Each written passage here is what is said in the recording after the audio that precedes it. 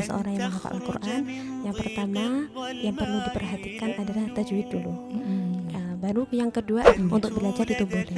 Tapi setelah itu memang harus dan perlu untuk ditasihkan bacaan yang kita pelajari ini, irama yang kita pelajari dari YouTube ataupun dari podcast ini, ya. Jangan pernah lelah untuk mengejar keberkahan Al-Quran.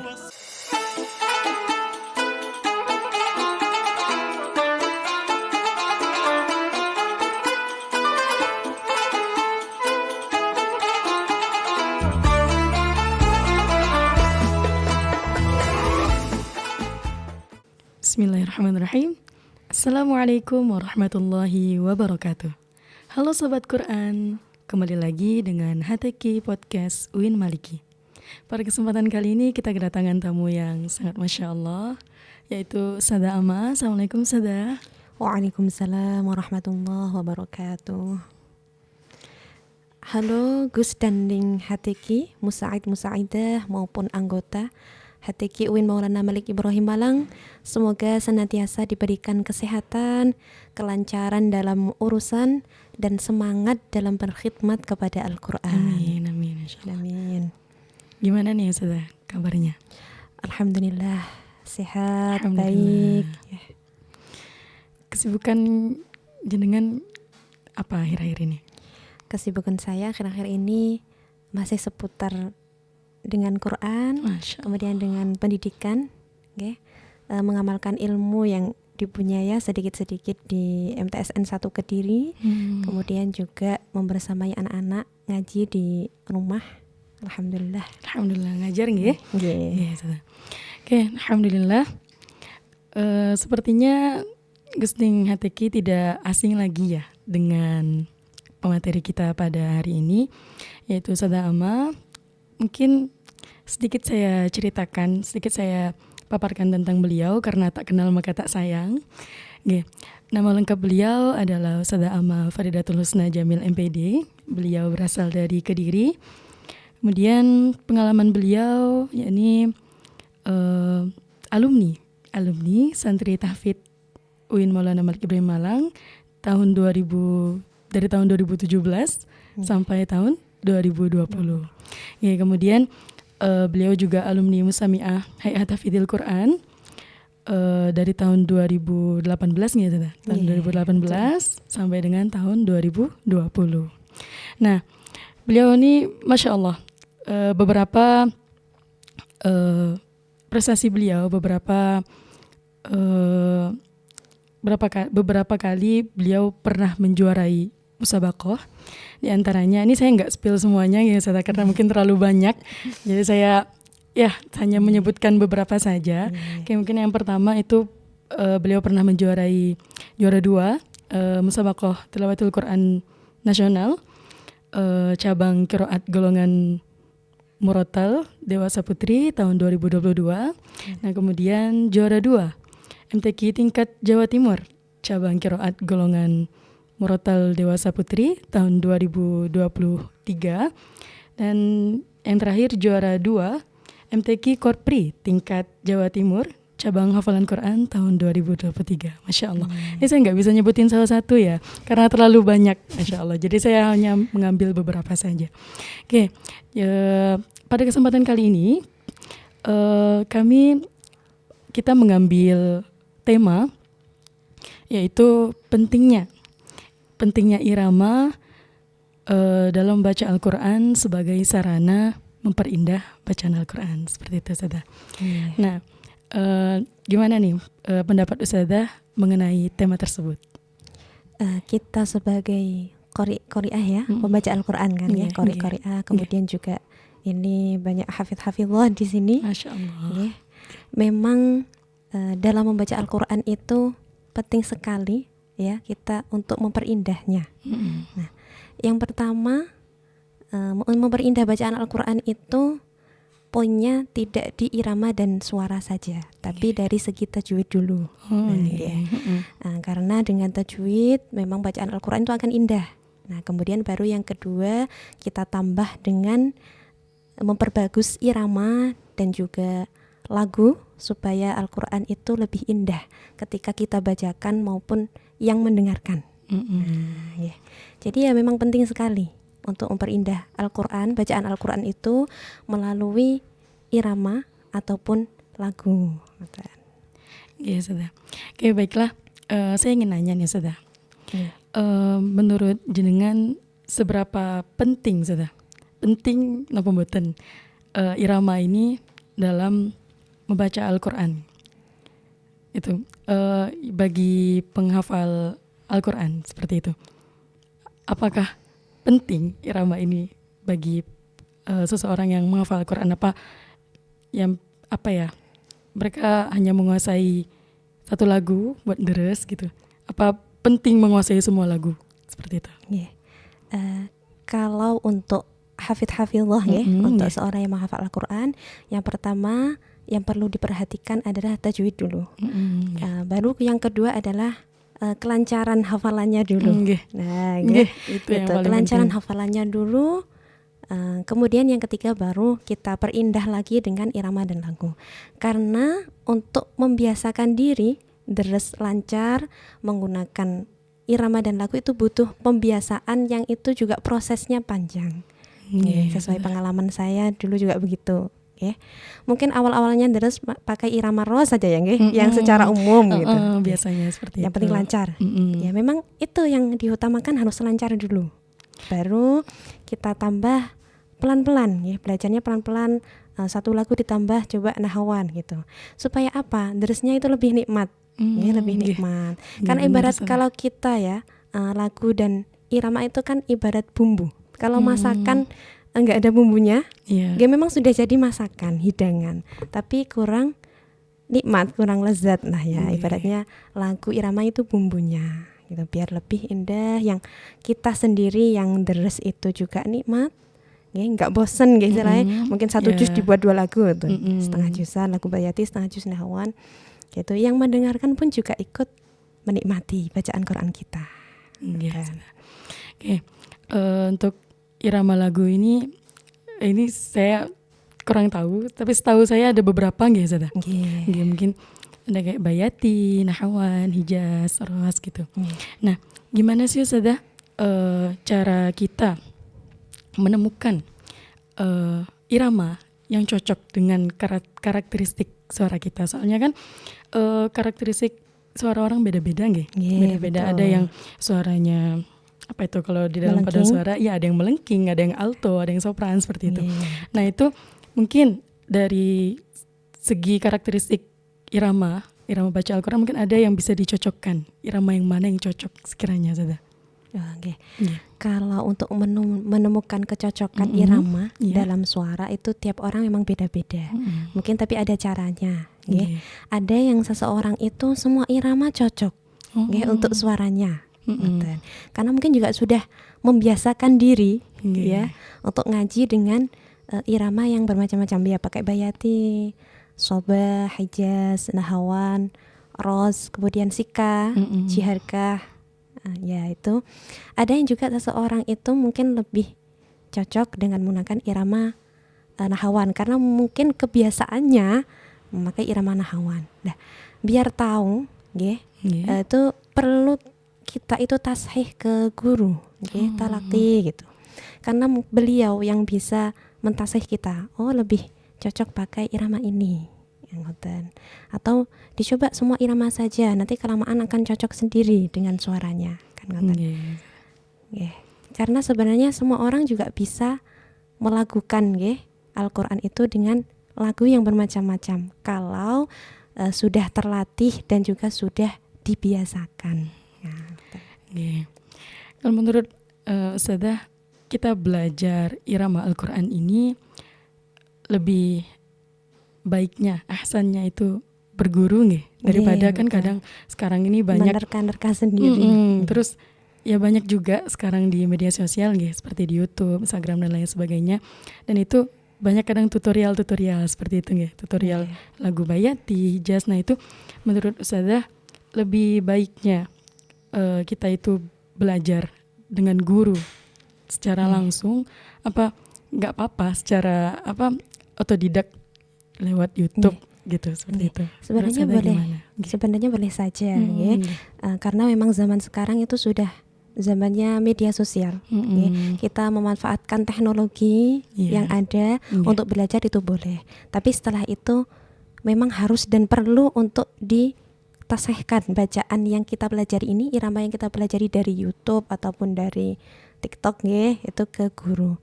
Karena biasanya kalau kita tasih ke guru itu nanti ada sanadnya atau ada sambungannya. Oh, ini Mbak Yati kiblatnya ke Syekh siapa? Syekh Ayub misalnya, Syekh Muhammad Ayub. Kemudian lagu Hawan kiblatnya ke Syekh Sidik Al-Minsawi misalnya. Gitu. Kalau Uros ke Syekh Mustafa Ismail, nah itu kan kita bisa diarahkan. Oke, terakhir nih Ustazah.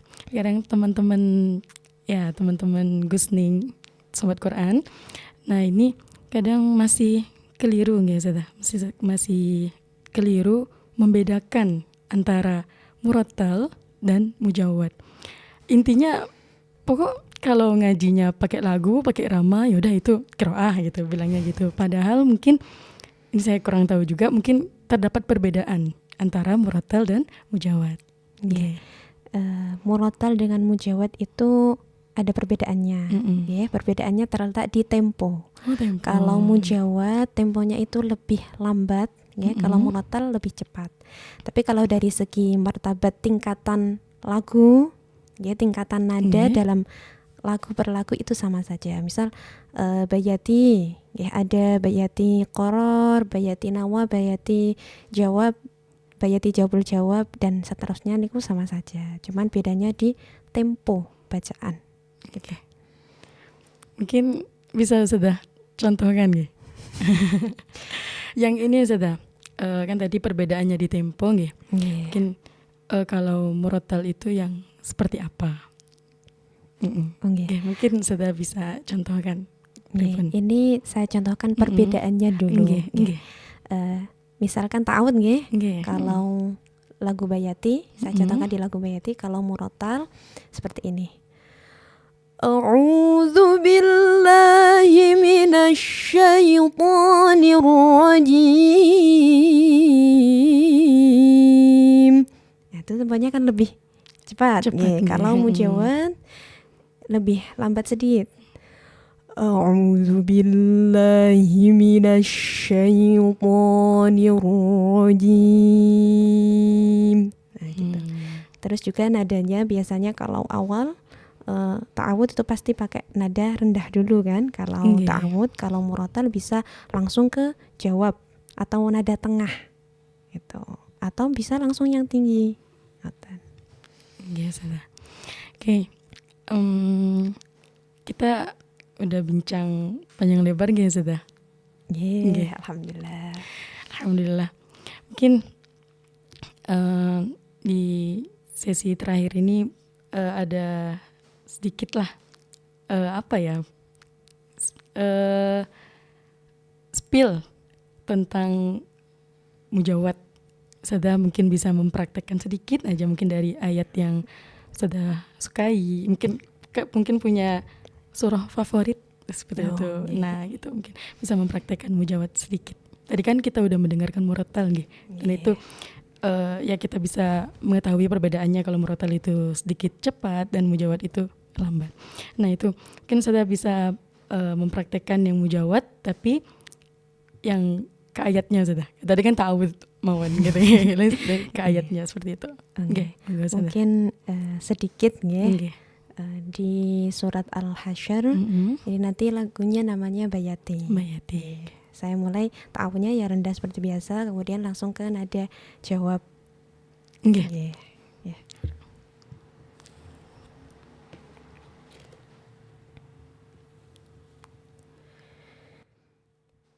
A'udzu billahi minasy syaithanir rajim.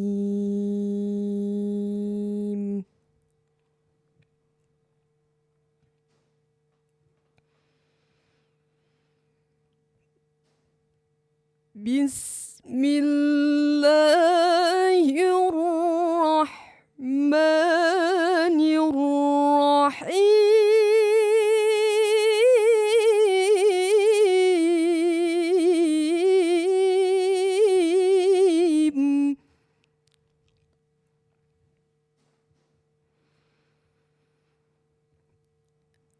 لو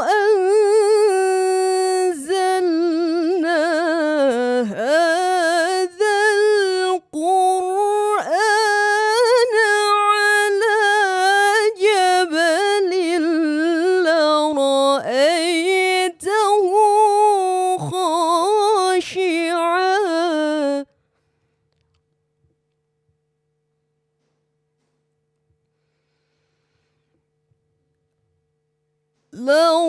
لرأيته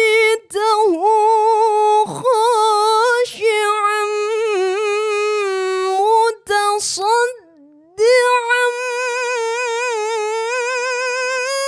من خشية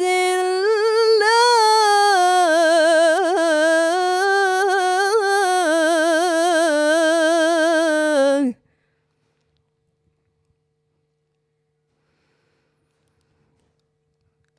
وتلك الأمثال نضربها للناس لعلهم يتفكرون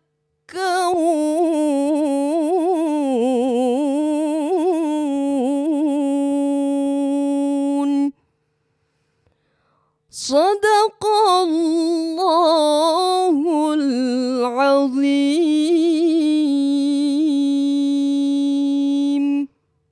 Masya Allah, sadaqallahul azim. Allahumma arhamna bil Quran. Ustazah, saya merinding sudah. Masya Allah.